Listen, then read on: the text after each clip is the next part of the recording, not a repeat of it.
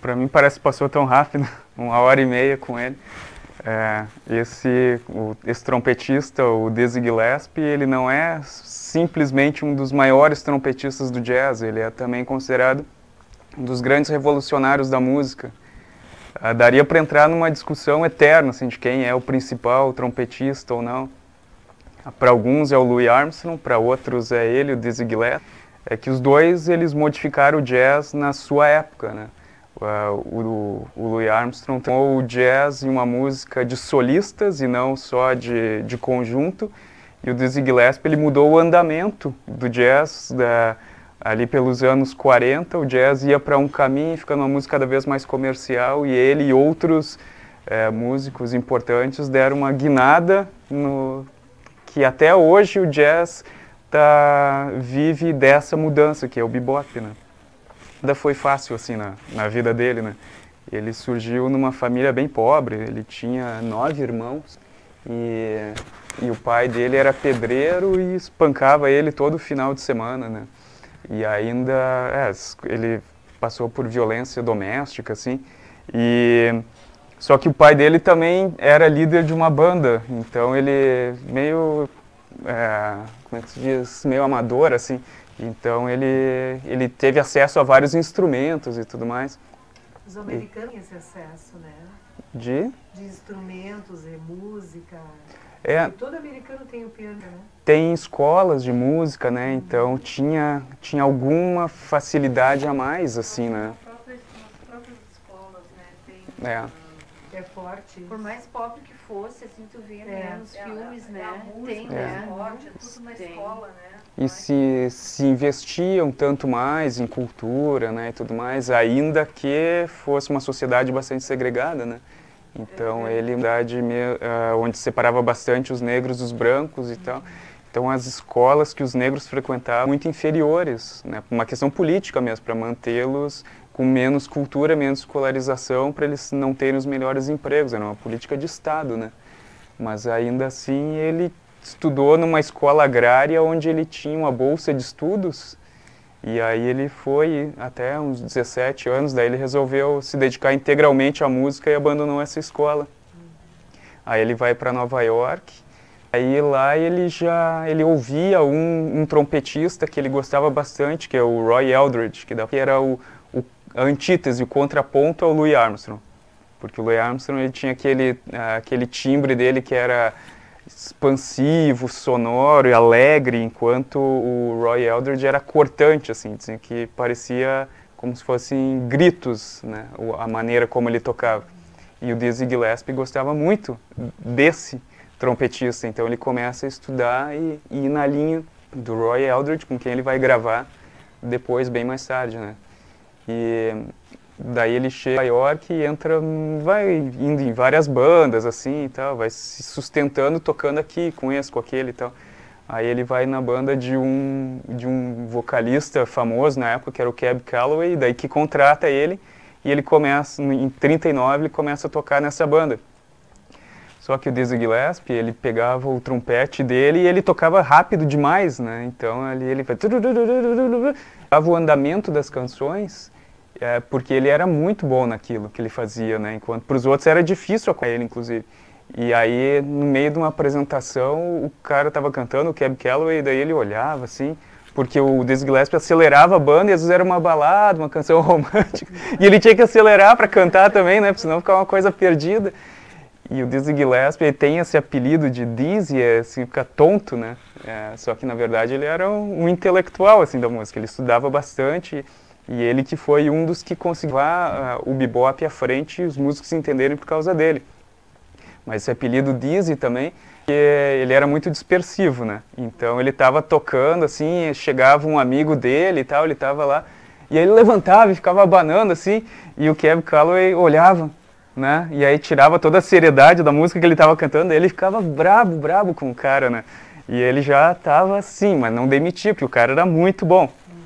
Até que daí em 41 aconteceu um incidente que não deu, ele teve que demitir o Dizzy, porque estava lá o Cab Calloway cantando e tal, e alguém cuspiu no palco, um dos músicos, né? E o Cab olhou e pensou, só pode ser esse maluco, né, do Dizzy Gillespie, e foi pra cima dele. e aí o Dizzy, para se defender, puxou um canivete e cortou a mão do cantor.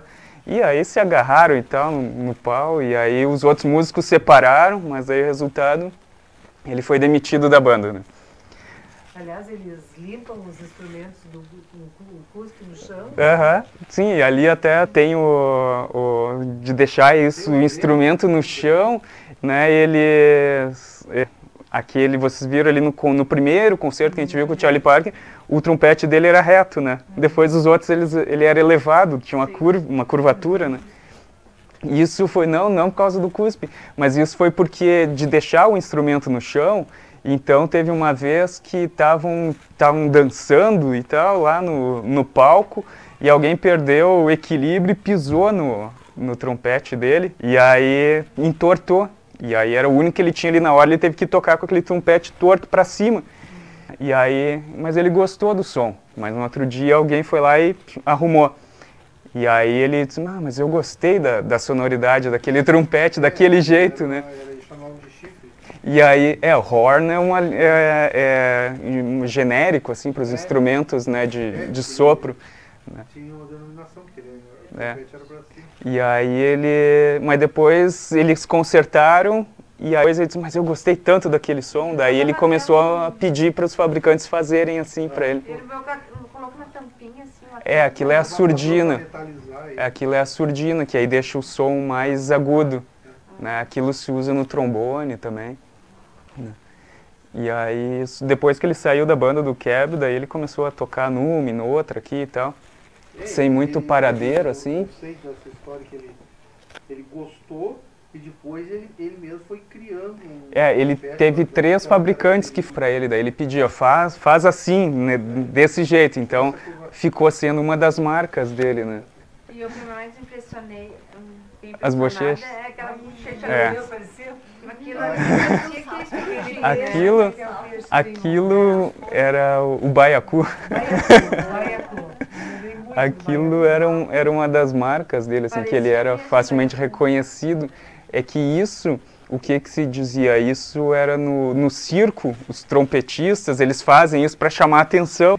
E aí nas orquestras, os maestros pegavam muito dos pés dos músicos, eles tinham que tocar, mas não podia encher tanto. Não é músico de circo e tal, né? Mas o jazz é uma música popular, então era para entreter, e isso ele tinha muito. Ele fazia aquilo de propósito? Ele pode ver a potência do som dele, né? Então ele conseguia... e aí soltava. Tanto que nessa última música tinha um dueto, né? Entre o Dizzy e o outro trompetista. E o outro não alcançava as notas tão altas. Mas o Dizzy, ele tocava tão forte que o som retumbava bem mais, né? Ele conseguia projetar mais. Ele conseguia colocar mais ar também, né? No sopro dele. E aí ele é um dos músicos que, como eu disse, criou o jazz moderno, né? Que é o que veio a se chamar bebop depois. Mas nisso foi quando ele entrou numa outra banda e tal, que era do Earl Hines, um pianista, e lá ele conheceu o Charlie Parker.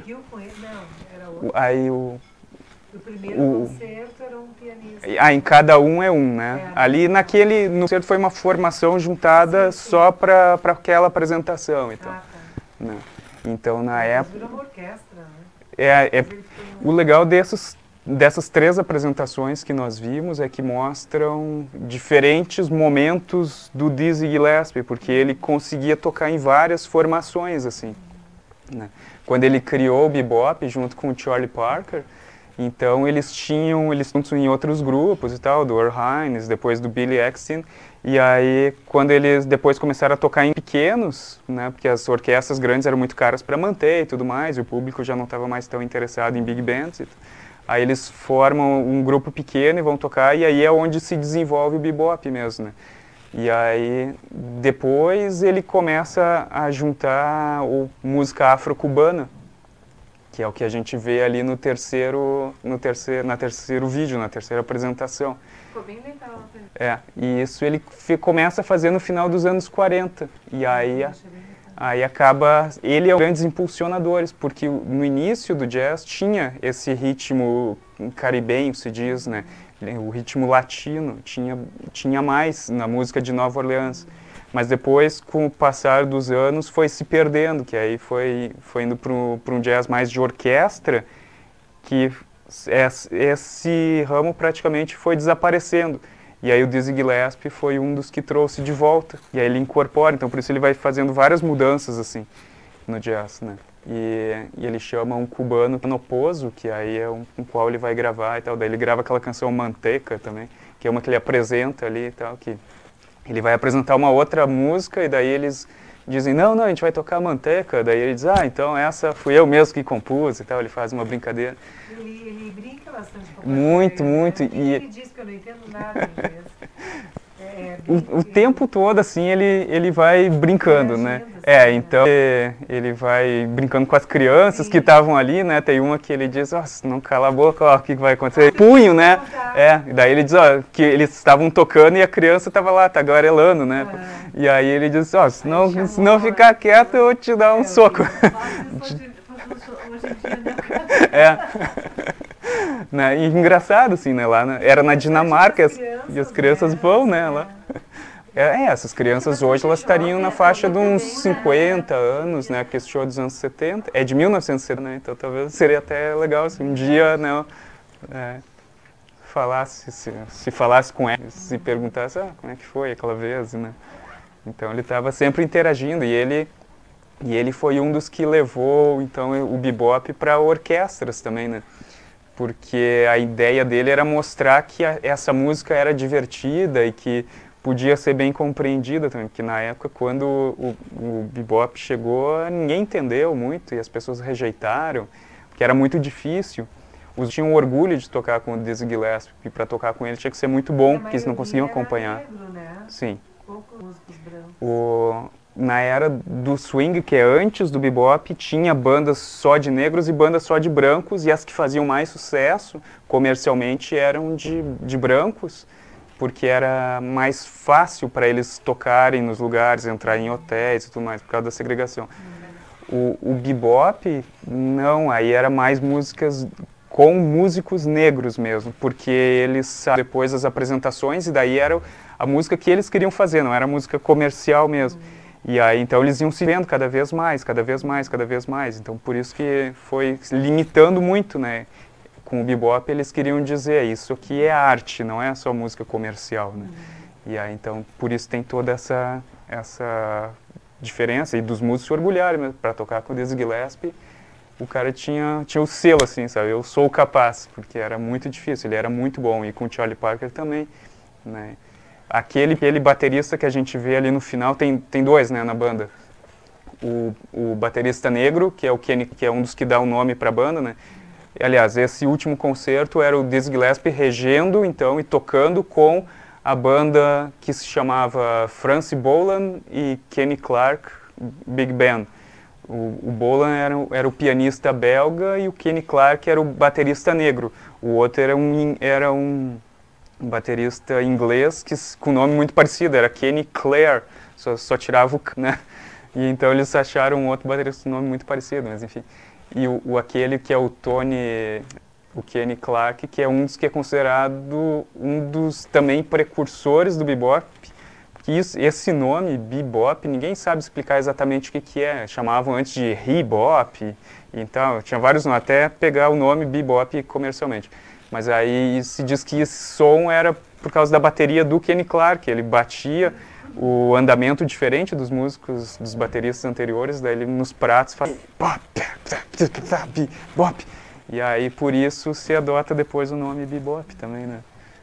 Ia perguntar alguma coisa, Ana? Não. Tá. E aí... E aí depois que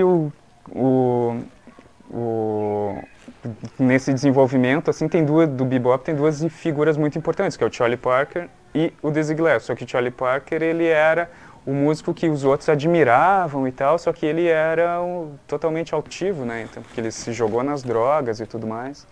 Então, ao mesmo tempo em que ele era um músico fantástico, ele acabava se fechando para outras pessoas em algumas situações, porque ele tinha esse problema, né? Era uma dependência realmente. Aquele primeiro que apareceu com ele? Aqui ele é considerado até hoje também um dos mais importantes músicos de jazz, tanto que o Miles Davis, que é outro trompetista que tocava e que não conseguia acompanhar a virtuosidade do Dizzy Gillespie, teve que mudar e tal, o estilo dele de tocar. Ele diz que o jazz pode ser resumido em dois nomes, Louis Armstrong e Charlie Parker, né? Que são dois que fizeram essa modificação. O Charlie Parker levou muito da fama e com razão, mas o Dizzy Gillespie também é outro músico que estava no mesmo patamar. E é incrível que os dois tenham nascido na mesma época e tenham sido contemporâneos, né? Porque muitas vezes acontece de surgir um músico brilhante, que nem o Louis Armstrong, muitas vezes não tem outros da mesma envergadura, assim, do mesmo tamanho para acompanhar, tem outros músicos muito bons, mas iguais, e ali surgiu na mesma geração dois muito bons. E o Dizzy Gillespie, ele era um cara que, dá para dizer que ele era, em alguns sentidos, o oposto do Charlie Parker, apesar de eles serem amigos, né? Ele era muito generoso, então ele explicava para os outros como que fazia e tal. Se o outro músico não sabia tocar porque aquela música era muito complicada, daí ele ia lá, ensinava no piano ou então na lousa, né, porque eles partitura e tudo mais, então ele ia explicando e aí assim muitos outros músicos seguiram ele. O Dizzy, quando ele começou no trombone. E ele, quando criança, né? E ele tinha noções de piano. Mas como instrumento mesmo, acho que, se não me engano, dos 12 anos em diante é no trompete. Daí que ele começou a se desenvolver, né? Nisso. E ele tinha conhecimento musical. Muito, muito. Ele sabia ler partitura. Ele era... Ele aprendeu não a dar também. Não. Aprendeu na escola, teve aula, né? Mas muito foi criação dele, não foi nenhum professor que ensinou ele a tocar trompete. Ninguém tocava trompete como ele, nem Louis Armstrong. Ele foi uma autoridade? Em algum sentido, sim, ele foi um descobridor, né? Tanto que as pessoas olhavam ele tocando e não sabiam que era possível fazer isso com aquele instrumento. E o bebop mostrou isso. No piano, tinha músicas que antes do Bud Powell, por exemplo, mas dava para fazer isso no piano, né? E com Kenny Clarke também. Fazer isso na bateria, sabe? Então, por isso que foi uma revolução tão grande. Só que as pessoas não entendiam, elas queriam aquela música para dançar e tal. E o bebop era uma música tão agitada, tão frenética, assim, e mudança de andamento que as pessoas não sabe, rejeitaram, teve uma rejeição muito grande. E aí rompeu bastante, né, o jazz, então. E aí e o bebop foi dando origem a novas e novas revoluções cada vez mais, que é um gênero que continua se modificando até hoje, né?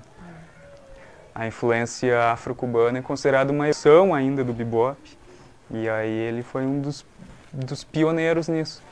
E depois, nos anos 60, também após a morte do Charlie Parker, que foi em 55, daí ele começa, o Dizzy Gillespie virou tipo um arroz de festa, assim, ele era convidado para tudo, né? Então ele virou um embaixador do jazz, né? Porque o governo americano que fazia missões de paz, assim, ia tocar uma banda de jazz lá no Oriente Médio, quem é que vai liderar? O Dizzy Gillespie, né?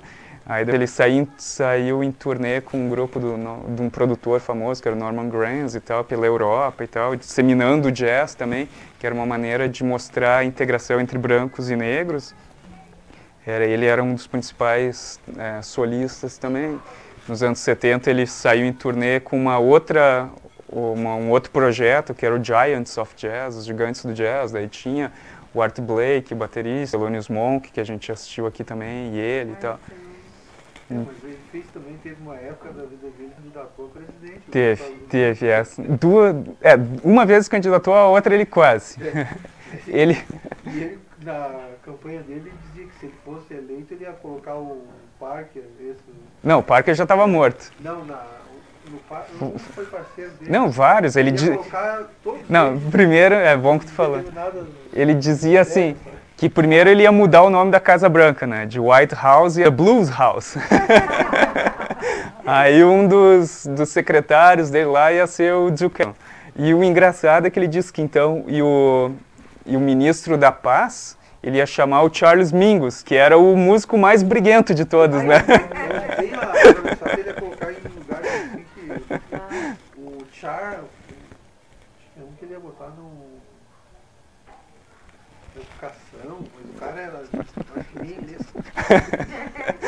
E aí ele se lançou como candidato independente, né? Porque nos Estados Unidos pode, né? Sim, eu achei curioso isso. E aí até tem os bottoms e tudo, né? Da campanha dele. Foi ele que Ele se candidatou mesmo. Tá, mas o Parker, aquele morreu de quê? de overdose, de droga. Ah, Ele morreu em 55 com parada cardíaca, só que ele bebia muito, usava heroína, cocaína e tal. Então o corpo dele se desfez, tanto que quando o médico legista encontrou o corpo dele, só que ele já tinha mais de 80 anos e ele tinha 34. Nossa. Aliás, desculpa, 80 anos não, a pessoa que ele tinha 60 e ele tinha 34 anos. Mas é uma diferença enorme, né? Que estava acabando. E o Dizzy, a partir dos anos 80, que ele começa daí a perder um pouco a potência no instrumento dele, já não consegue atingir mais as mesmas notas e tal, né? E aí, mas ainda assim, ele era uma pessoa extremamente carismática, continuava sendo convidado e tal para se apresentar e tal, porque tinha uma fama enorme, né? E ele fazia piadas e tudo mais. Então talvez hoje ainda não se dê tanto valor a ele por ele ser assim tão espontâneo, piadista, brincalhão. Aí não levam ele tão a sério. Mas ele era um intelectual do jazz mesmo. Ele estudava, ele sabia, ele ensinava para os outros. Sem ele, muito do jazz não teria evoluído. Teria ficado fechado naqueles poucos que sabiam fazer algo diferente com o seu instrumento, e ele era generoso demais, então ele disse para todo mundo que ele queria. Ganhava do pai. Tu vê, a música era uma fuga dele, né? Sim. Que na verdade tu vê essa atitude de ele ensinar e de querer E ele passar todo e ele o conhecimento. ele tinha isso assim de ser generoso, enfim. E isso ele vai encontrar depois, nos anos 70, ele entra para uma outra religião que não é muito famosa aqui no Brasil, que prega bem isso, assim, de bondade com os outros e tudo mais. Mas que todos digam isso, né? Quase todas as religiões falam isso, né? Que não sei se eu vou saber pronunciar correto, é a fé Bahá'í. Não. É uma religião que nasceu no século XIX, na região da Pérsia, quando ainda era o Império Turco-Otomano, que hoje é o Irã, né? Então, tem uma mistura, assim, das brâmica, que daí, então, quer dizer, do hinduísmo, do judaísmo, cristianismo, do islamismo e tal, mas também pega uma corrente hinduísta, né? Então, tanto que considera como profetas Abraão, Jesus, Maomé, mas também Krishna e Buda, sabe? Então é uma mistura total, assim. Então pegaram os top. Pegaram todos, misturaram no mesmo caldeirão e fizeram essa religião, né? Tanto que quando ele morre tem 2 funerais. Um só para a família, assim, porque ele teve uma esposa solteira, também ao contrário do Charlie Parker, tinha uma mulher em cada rua, eu acho. O Dizzy não, né? Ele era um cara de família, assim, também, então ele teve uma esposa só e tal. E aí teve um funeral Bahá'í, só para os mais próximos, e depois teve um outro funeral na catedral e tal, que aí era aberto ao público, assim, né? E aí, então, ele morreu em 93, no pâncreas, mas considerado até hoje, então, essa figura a ser louvada. 75, se eu não me engano, que ele nasceu em 1917, a minha matemática não é tão boa. 2 anos. É. A minha filha está com 22 anos. Uhum. E ele morreu, assim, mas continuou, a fama dele persiste até hoje, né, de ter sido um dos revolucionários. Então, eu acho que é um dos homens do jazz a ser admirados, assim, por tudo que ele representa, né. Então, aqui hoje no Viva Jazz está feita a homenagem a esse grande homem. Obrigado. Ai, agora eu vi o Fábio. É bom esse momento. A gente aprende Eu deixo aberto a quem quiser Aprende, perguntar e tal. Estudar um pouco, chegar aqui não A gente começa a ver curiosidades, né? Mas esse cara me pensava assim, pô. Né? Mas Se ele fosse presidente, ele ia botar só músico nas secretarias. Mas isso ele era, na verdade, também, era uma maneira dele dizer, ó, a gente quer uma sociedade norte-americana mais integrada, né? Sim. Porque, na verdade, o que ele estava fazendo era alertando a necessidade de participação dos músicos e dos negros na sociedade americana, né? Que até hoje tem problema, né? Eles tinham condições, né? Tinha que ser... Porque ele tinha perfeita noção de que não ia vencer a eleição, né? Que ele se lançou como candidato independente, mas ele queria uma visibilidade para a causa, né?